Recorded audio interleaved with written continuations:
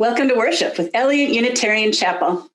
Wherever you're tuning in from, near or far, whether I can see you on my screen or not, we are so glad you are here. I am Eliot's lead minister, the Reverend Barbara Gadon, and I hope that this is a service that nurtures your spirit. If you're new to Eliot Chappell, we are an intentional community that welcomes all races, all genders, all sexual orientations. We welcome people of all creeds and beliefs, all economic circumstances, and all types of families. Our vision is to create a just world through vibrant, beloved community. If you'd like to connect with us and learn more about our congregation, please look for information at the end of the service. And welcome to Eliot Chappell. Welcome to church, everyone.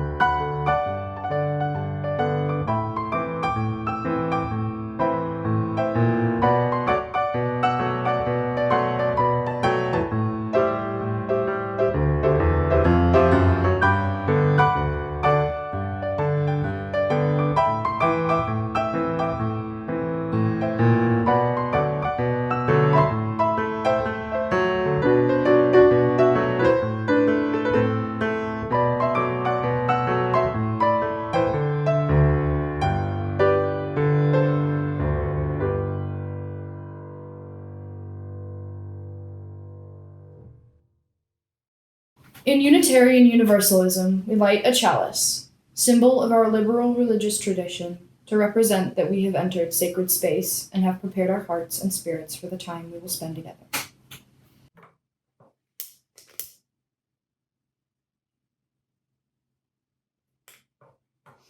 Little flame, light the tender kindling of our souls, and soon a roaring blaze shall be of warmth and love and community. From this little spark may a fire of passion spread from heart to heart and light our way. Catherine Esty.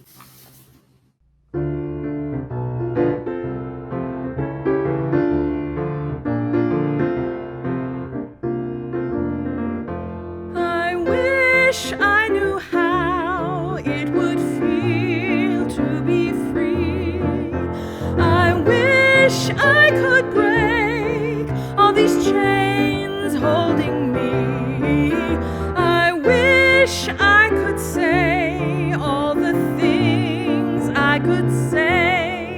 Say 'em loud, say 'em clear, for the whole world to hear. Say 'em loud, say 'em clear, for the whole world to hear. I wish I could share all the love in my heart, remove all the bars that still keep us apart. I wish you could know what it means to be me. Then you'd see and agree everyone should be free. Then you'd see and agree everyone should be free. I wish I could give all I'm longing to give. I wish I could live like I'm longing to live. I wish I could do all the things I can do. Though I'm way overdue, I'd be starting anew. Though I'm way overdue, I'd be starting anew. I wish I could be like a bird in the sky. How sweet it would be if I found I could fly. I'd soar to the sun and look down at the sea. Then I'd sing 'cause I'd know how it feels to be free.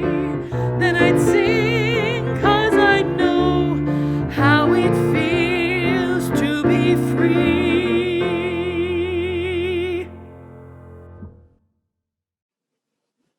In our liberal religious tradition, our congregations are created and sustained by those who freely choose to join in our covenant of membership. To become a member is to become part of this covenanted, beloved community where we each support each other, grow together, and serve together. When someone chooses to join this congregation, this is something we celebrate. Usually, we recognize new members twice a year, but this has been an unusual time for a whole lot of reasons. 2 years ago, I was blessed with a double lung transplant, for which I am deeply grateful. And then when I came back, we had a fire in the church, and then the pandemic hit. And all of this means that we haven't celebrated our new members for quite a while. And it's high time that we did, because we are thrilled that you're here. Every new person that joins makes us a better church, brings us something precious. Your presence here is a blessing, and we look forward to the day that we can see you again in person. Welcome, and thank you for choosing Eliot Unitarian Chapel as your spiritual home. We welcome and celebrate Mila Stevens, Laura Hepburn Engert, Noah Rowan, Penny Schaefer, Cynthia McDonald, Linda Lean, Jimmy Lean, Jerry Mandel, Matthew Villarreal, Megan Pinson, Debbie Eldarrat, Ahmed Eldarrat, Sydney Koronek-Fuchs, John Nestoiko, Sharon Morgan, Roxanne Beard, Mary Fitzgerald, Mike Fitzgerald, Pamela Cornwell, Jill Poiter, Dominic Poiter, Megan Dembski, David Dembski, Mary Nestoiko, Roger C. Johnson, Sarah Johnson, Natasha Baylor, Brad Wolivar, Ginger Virginia Johnson, Ron Kirkpatrick, Jennifer Ippolito, Jane Tucker, Heidi Walsh, Dan Walsh, Nadia Decker, Maury Mani, Marcia Mani, Miriam Collegeman, Yvonne Kirkpatrick, Jason Snyder, Emma Pratz, Janelle Berger, Frances Beecher, Lou Salvin, Anne Marie Grossman, Alicia Sissel, Jennifer Hines, Bonnie Brumpton, Lara Snyder, Pam Hardister. Thank you, each of you, for becoming part of this beloved community. I invite you to join with me in the spirit of prayer and meditation. Spirit of life and love, in the silence, in the stillness, we hear the call of our own hearts, its tender dreams, its sorrows and its triumphs. In the silence, in the stillness, we hear whispers of days gone by, of dreams still becoming, the promise of the future we celebrate together, our individual journeys and dreams, and our collective ones, knowing the journey is so much richer with others to share in it. Let us enter into a time of silent prayer and meditation for what is in the privacy of our hearts and spirits.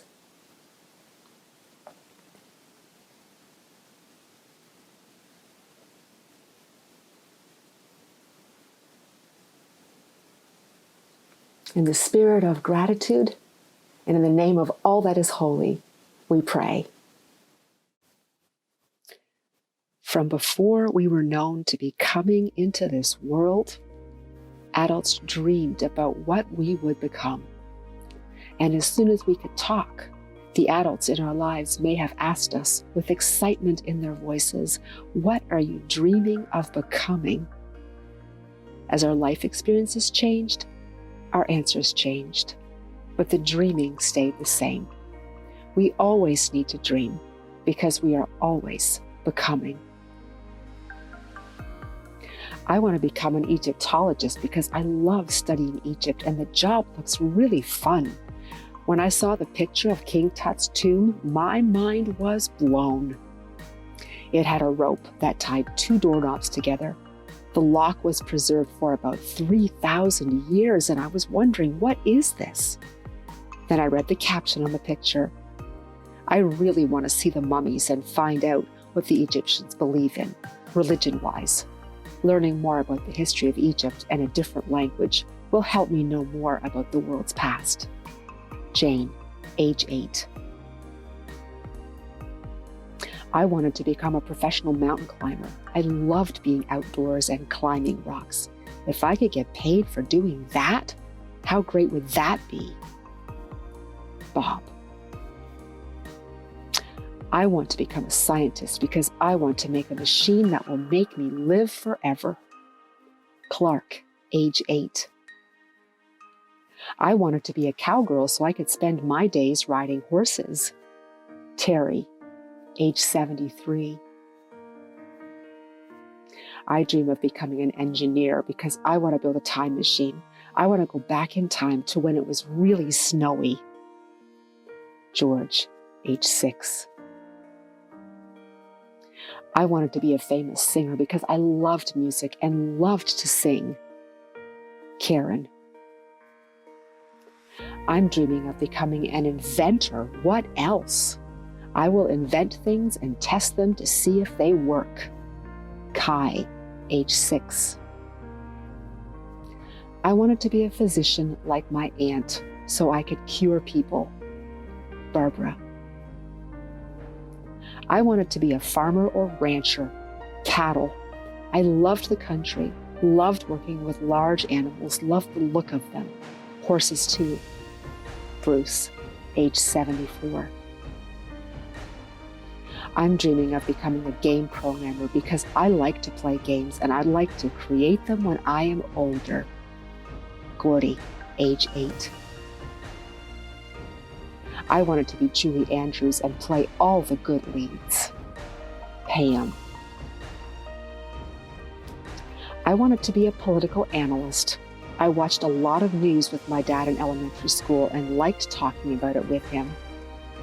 Aziza, age 22. As a school teacher, I kept records of imaginary students in a planning book I made up when I was 9 to 10 years old. I liked working with others, especially young kids. I pursued the dream and got my college degree in elementary education. Carolyn. I wanted to be an author. I loved to read, and I loved to create my own stories inspired by what I read. Beth, age 33. You know what I want to become? Well, I've thought about it for a while, and I think my answer is happy. You can be a lot of things, but to be anything positive, you first have to be happy. Kate, age 12.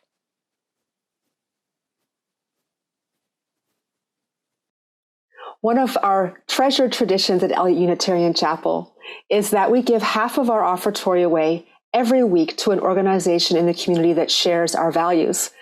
And that's why we're so pleased that in the month of April, our shared plate partner is a Red Circle, because the Red Circle shares our value of racial justice and racial equity. This is the vision of a Red Circle: to restore North County to a safe, vibrant, sustainable, and economically sound community that remains diverse. I'm so pleased to be joined with their Executive Director, Erica Williams, who's going to tell us a little bit more about the amazing things that a Red Circle does. Well, first of all, thank you so much for this opportunity, and thank you for allowing me to share a little bit about our story. I think what is so special and unique about a Red Circle is our proximity to the community. We are literally on the ground working alongside the people who live in North County, because we are also North County residents. You know, we did not create a Red Circle to help the people over there. We founded it to help our neighbors, to help our community where we live become a better place to live and grow and thrive. How has the pandemic impacted you in the work that you do? So at the beginning of the pandemic last year, we had to cancel several events like so many others, but we were able to pivot to doing work with St. Louis Mutual Aid. And so we were able to address families' needs with groceries and hygiene products, cleaning supplies. In fact, just today I found Lysol on the shelf. So I was so excited to be able to buy that to help our neighbors, get clean and get their houses clean. So now that we're in this space, we're now working with the COVID-19 vaccine outreach with St. Louis County Department of Public Health. So we're trying to work on making the vaccine more accessible, helping our neighbors trust the vaccine process, and make sure that they have all that they need to actually register and get the vaccine, whether it's internet access, transportation, et cetera. What does it mean for a congregation like Eliot Chapel to support the work of a Red Circle? Well, a Red Circle is very collaborative in nature. We strongly believe that we cannot do this work by ourselves in a bubble. And if St. Louis wants to become a better region, we all have to work together. So the fact that Eliot Chapel in Kirkwood is supporting a Red Circle in North County means a lot.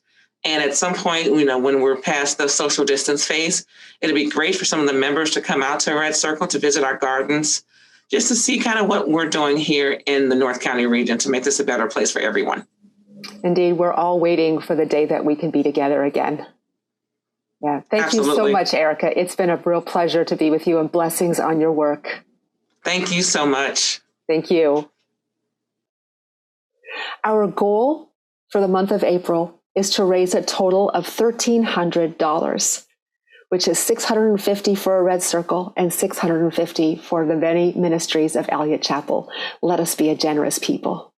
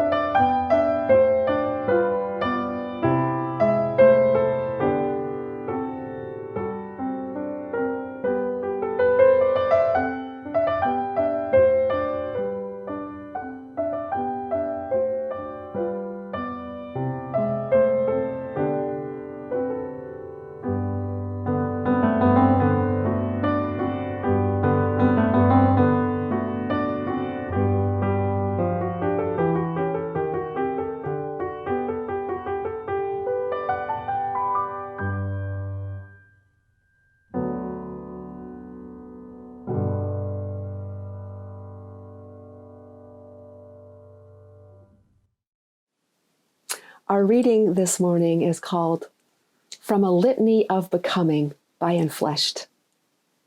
To become is a lifelong process. Nothing is constant, not even the self. We evolve in the midst of narratives meant only for some, and ways of being made narrow by fear and power.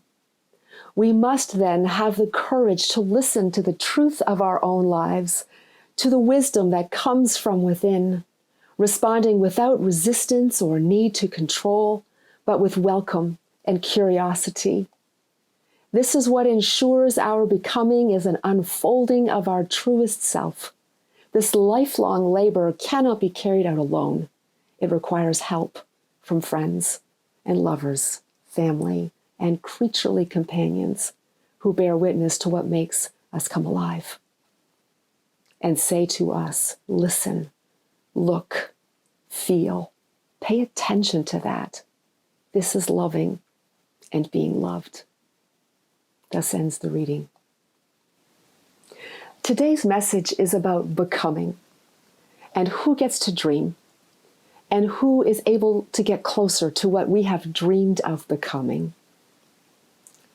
When I first moved to Canada from the United States and began serving Unitarian Universalist congregations, I quickly learned of the rite of passage called getting into college, because it was such a huge concern for the parents of our children and youth. Parents told stories about choosing a zip code to live in for the right school district. I'd never heard of this before. They checked in about test scores, which colleges they preferred, which campuses they'd visited, their concerns about tuition, class size, school culture, and so much more. It was a continuous conversation. I learned that this rite of passage, this rite of getting into college, often starts as early as middle school, when seventh graders can practice the college entrance exams. High school classes are then chosen with care. Sometimes tutors help prepare for the tests, which will be taken in junior year, which is also when you start touring colleges. And this is when mailboxes start filling with college promotional material, featuring glossy photos of students in classrooms, students in libraries, students hanging out on beautifully manicured green lawns, all promising the fulfillment of your dreams, that you can grow up to be whatever you want to be. Senior year is application time, and every college wants something different. And as admission offers arrive, each one is celebrated, and by graduation, hopefully, everyone knows where they're going. This is the rite of getting into college, and it is a huge deal. It is driven by parents who have been dreaming of what your kids might be since you learned they were coming into your life. It's driven by kids who have been asked what they want to be since they could talk. It's also driven by a unique aspect of American culture, this strong belief that you can be whatever you want to be if you work hard enough for it. Now, why am I going through this rite in so much detail when many of you know it like the back of your hand? But I have to tell you that being from another country, learning about the rite of passage and how it happens here was a form of culture shock. This years-long involved process called getting into college, the way it's done here is unique. It's a uniquely middle-class American experience. Let me provide you with a comparison. So in Canada, there are no college entrance exams. Everything hinges on your senior year. The marks in your senior year are really what is the most important thing. And in that senior year, we were marched into the library. The guidance counselor passed out a 2-page application. We chose our top 3 universities and our preferred major and attached a check for $50 we had been told to bring that day. The high school then mailed out our transcripts, and by May, we got our offers. That was it. Now, because most universities are public and funded equally, you pay about the same tuition wherever you go, and there isn't as much fretting about getting into the right school, because especially at the undergraduate level, they're all the right school. They're all the same quality. So there is a lot less pressure. And honestly, I think kids get to be kids a bit longer before we start feeling like every choice, every test, every class has consequences for the future. But another part of the culture shock was the level of parental involvement. It was like nothing I had ever seen. Whole families traveling to campuses on March break, parents going through college materials with their kids, preparing the applications with their kids, because the parents had mostly gone through it and their parents had gone through it. They understood it and could shepherd their kids through this maze of choices.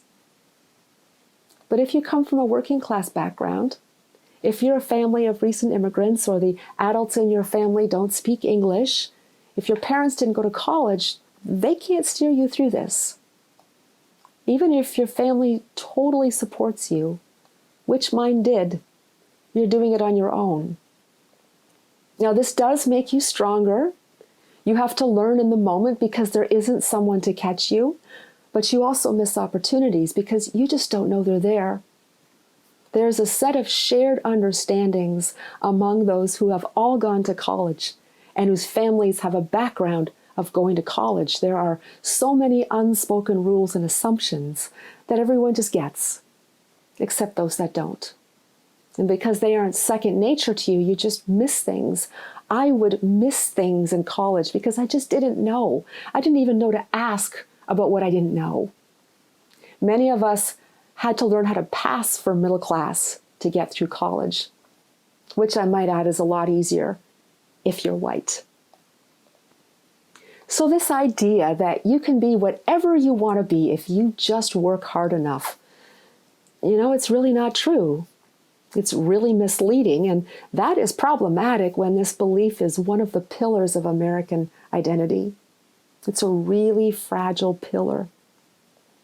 When I see in our predominantly white, middle-class, well-intentioned Unitarian Universalist congregations how many advantages most of our kids have, it's so clear that some kids have a much better chance of becoming who they've dreamt of becoming, or at least being able to pursue who they think they want to be, and having the space to change their minds and shift course because they're being held in this vast interdependent web of cultural and social support. Now, don't get me wrong, I don't begrudge any of our kids all the chances they get. I'm really glad you get those chances. But I want us to be aware that this is a privilege, that this is getting a big break that not everyone gets. So I want us to ask ourselves, who in this country gets to dream? And how do they get to dream? Dreaming is so important. It helps us explore what is possible and turns the world into an adventure waiting for our self-actualization. When I was 5, I wanted to be a farm wife with 4 kids and a husband and a 100-acre farm because guess what? My mom was a farm wife with 4 kids, a husband, and a 100-acre farm. And my grandmothers were also farm wives with kids and husbands and farms. And they seemed so strong. And I wanted to be strong like them. When I was 8, a veterinarian came to our farm to take care of some of our livestock. And I was so impressed with their way with animals that now I wanted to be a veterinarian. When I had the greatest creative writing teacher in grade 5, now I wanted to be a novelist, which turned into wanting to be a journalist when my Canadian studies teacher told us to read the newspaper every day and report on an article we read. I started to dream. What did you dream of becoming? What do you still dream of becoming? Who gets to dream in our country? Did you know that St. Louis, the city, the region we're in, did you know that the city of St. Louis has become the city it is because of who dreamed and how those dreams were held and supported? Let me tell you a little bit about Missouri history. So during the Civil War, Missouri, being a slave state, had its own civil war about who we would side with. Would we side with the Confederacy or would we stay with the Union? And this guerrilla war tore apart families and communities and neighborhoods and still shapes us today, even though much of the story has been erased and repressed. But what both sides agreed on, and this may surprise you, is that Missouri was never supposed to be a state with a free black population. This was supposed to be a white man's state. When Missouri was formed in 1820, the Constitution made it illegal for free blacks to enter the state. Slave owners feared a free black population because it would encourage the humans they owned to want to escape. Free soil Republicans who were against slavery didn't want any blacks in the state, free or enslaved, seeing them as competition for white labor. Many free soil Republicans were members of the American Colonization Society, which promoted sending blacks back to Africa rather than creating space for them in America. But as the Civil War dragged on, more and more and more Southern blacks came to St. Louis dreaming of freedom. The free black population in St. Louis exploded by 600% during the Civil War. And most of these people landed at Benton Barracks, a military base, hospital, and refugee camp located in what today is Fairgrounds Park on Natural Bridge Road.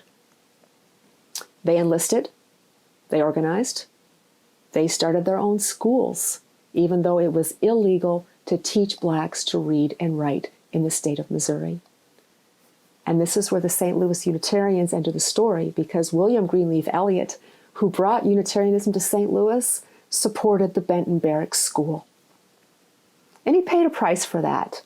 Eliot had already lost half his congregation in the 1850s when he encouraged members who owned slaves to voluntarily free them. Yes, Unitarians in St. Louis owned slaves.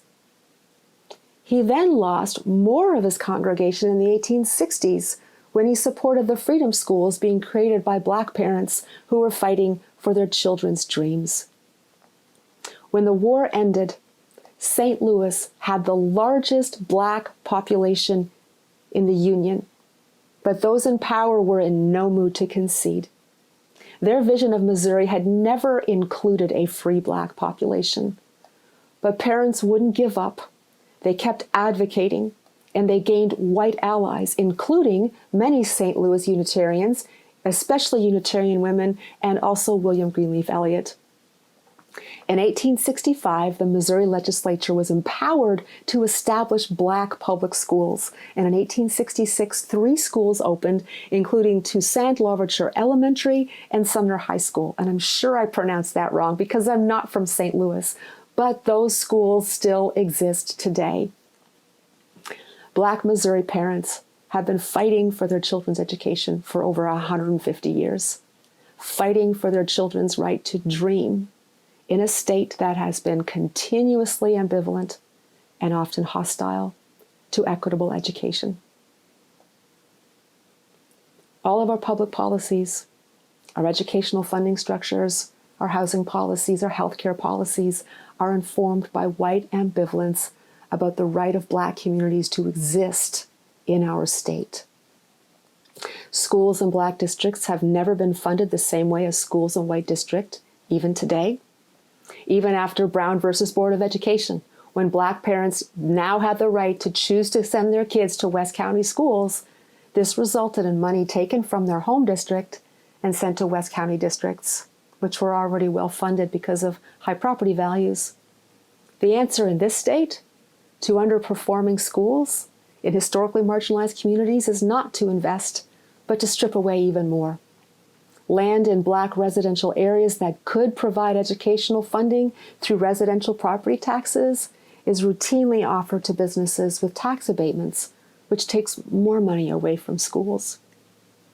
And those kids who come to West County schools, they have a difficult path. Long commutes, racial microaggressions on a continual basis, fellow students who have little understanding of what it is like to be black in America. You have to be strong every day, all in the hope that you will be able to access the American dream of being anything you want to be. So this week, we had municipal elections. And in my school district, school board candidates promoted very different agendas. Rockwood schools have begun teaching some of the real story of race in our region, have been talking about Black Lives Matter and social justice. Now, the two incumbents promote equity and inclusion, but their challengers call this a narrow-sighted agenda. Their campaigns are filled with racial codes like restoring traditional values to our educational system.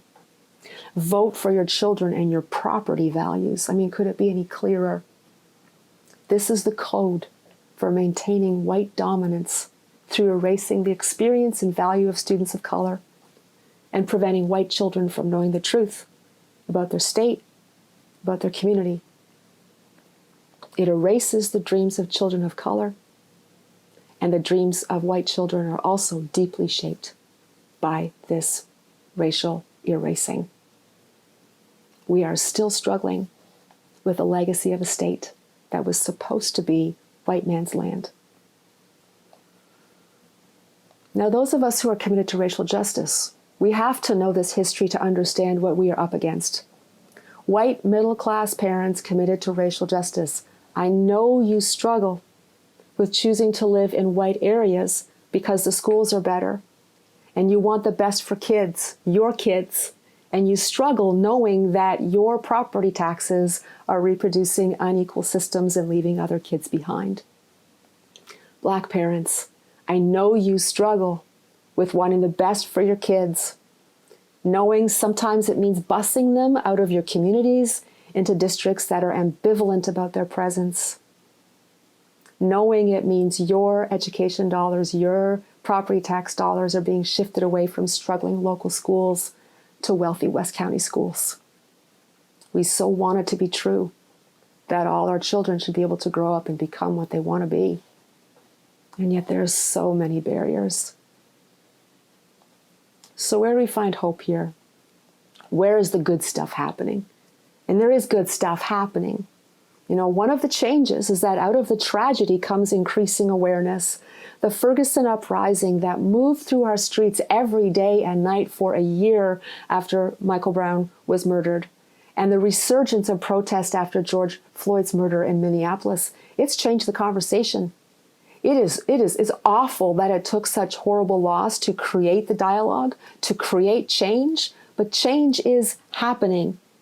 Even the backlash we're seeing tells us that change is happening.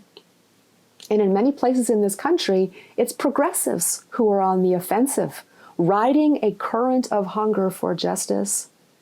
And it's those who want to push it all down and away who are playing defense. The racial coding, it's not working as well as it used to. You know, it's a really big deal that we have incumbents in Rockwood School District campaigning on a platform of equity and inclusion. This would have been a losing platform in far west St. Louis County not that long ago. All of our universities and colleges here in St. Louis are investing time and money in addressing equity issues in education, even as our state government becomes more reactionary. And one of the reasons this is happening is that enough white people have done the work of getting woke and are bringing this to their spheres of influence, spheres that came to many of us because of our privilege. There are more people using their privilege to dismantle privilege. And that is very good news. So here we are. It's April. We're at that time of year when acceptances are arriving. Some of our young people know where they're going. Some are still waiting, hopeful and anxious, running to that mailbox every day, checking your email every day, wondering where you are going to be come August. My prayer for all of us is that what we dream of becoming will be true for us, that we will reach that place we have dreamed of. All of us. Love to you all.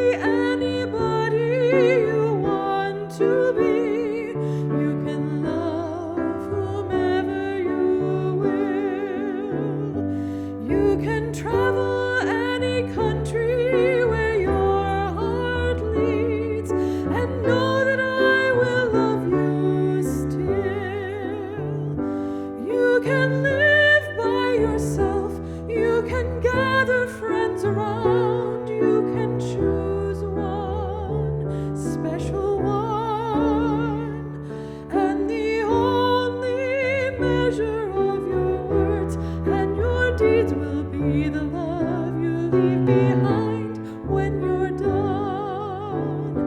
There are girls who grow up strong and bold.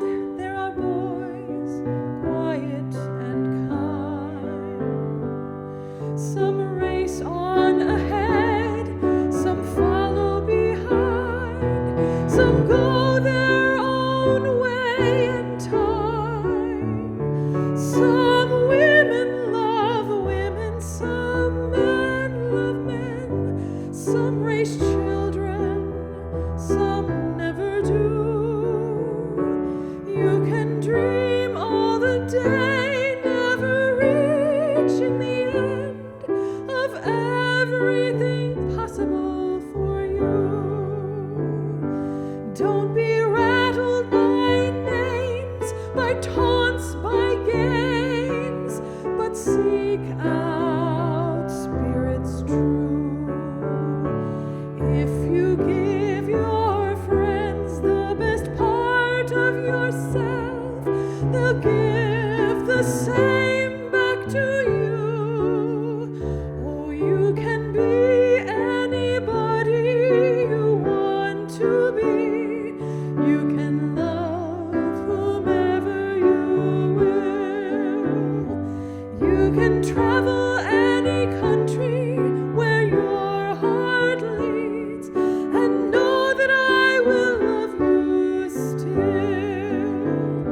You can live by yourself. You can gather friends around. You can choose one special one, and the only measure of your words and your deeds will be the love you leave behind when you're done.